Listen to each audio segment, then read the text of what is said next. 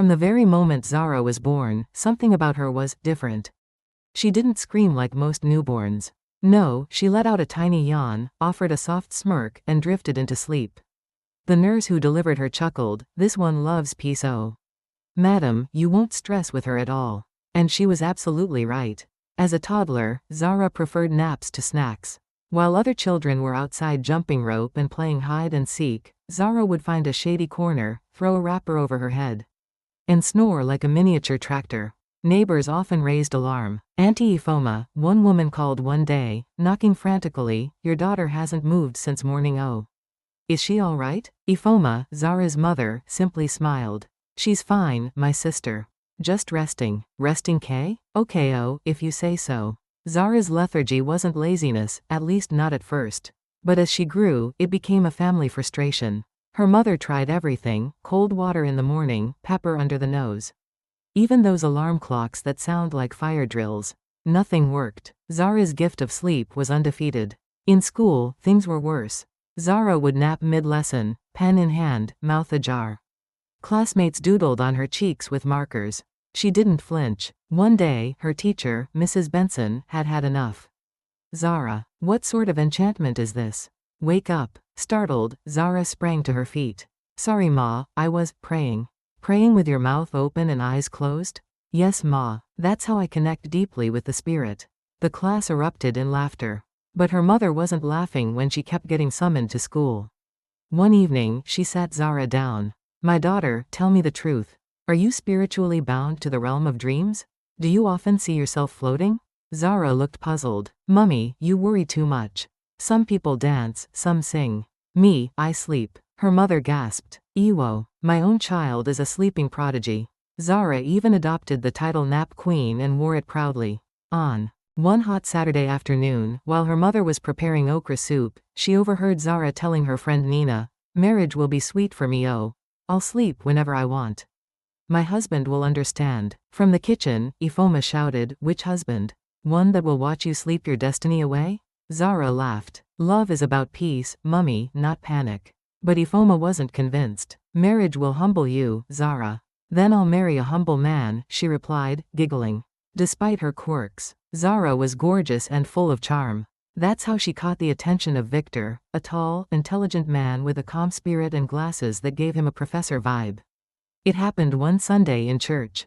Zara, dragged reluctantly by her mum, barely survived the worship session before dozing off during the sermon. Her head thudded loudly against the pew. The congregation turned. Her mother sighed, "God, why me?" As Zara massaged her forehead, a kind voice asked, "Are you okay?" She looked up into Victor's warm gaze. "Yes, I was meditating." Victor chuckled. "You meditate very deeply." After service, he approached her again. "I'm Victor. Just joined the church. I'm Zara. Been here a while. You seem peaceful." "I live for peace," she said proudly. They exchanged numbers. Soon, they were talking daily. Ironically, Zara could chat for hours without yawning. But when Victor invited her for lunch at noon, she arrived at 2 p.m. "Sorry, I overslept," she smiled. "No problem," he said, though he had waited patiently for 2 hours. She warned him, "I love my sleep, Victor. I hope you won't come and be disturbing my destiny." "I'll be patient," he assured her. And he was. He saw her strengths and embraced her flaws.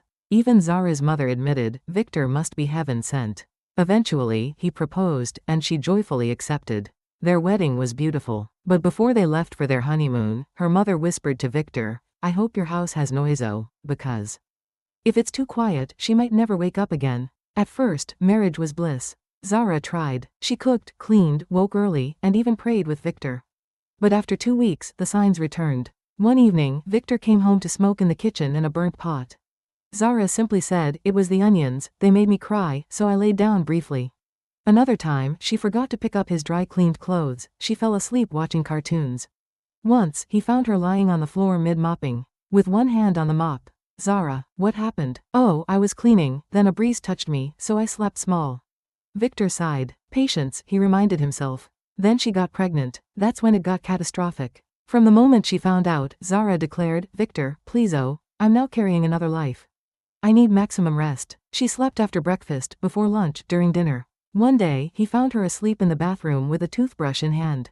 When she finally gave birth to their son, Junior, Victor was relieved, hoping her priorities would shift. They didn't. Even during the traditional postpartum care, Zara avoided the baby. One night, her mother burst in yelling, "Zara, come and feed this child." Zara yawned, "Just bounce him gently. He'll sleep again." "Which kind of mother are you? You want him to survive on oxygen?"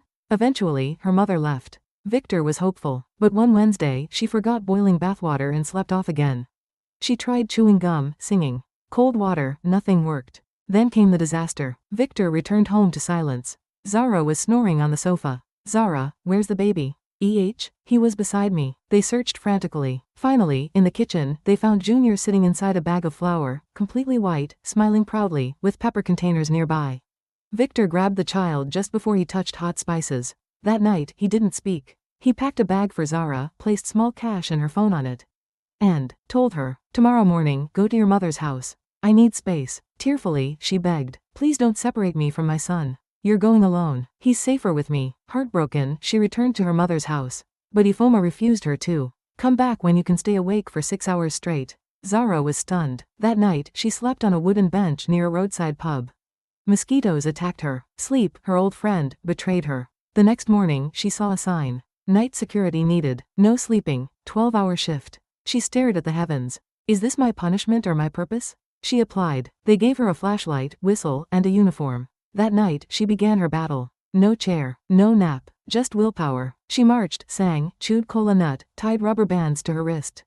Other guards laughed at her. But day by day, Zara changed. By the end of the month, she was thinner, paler, but awake, alive, focused.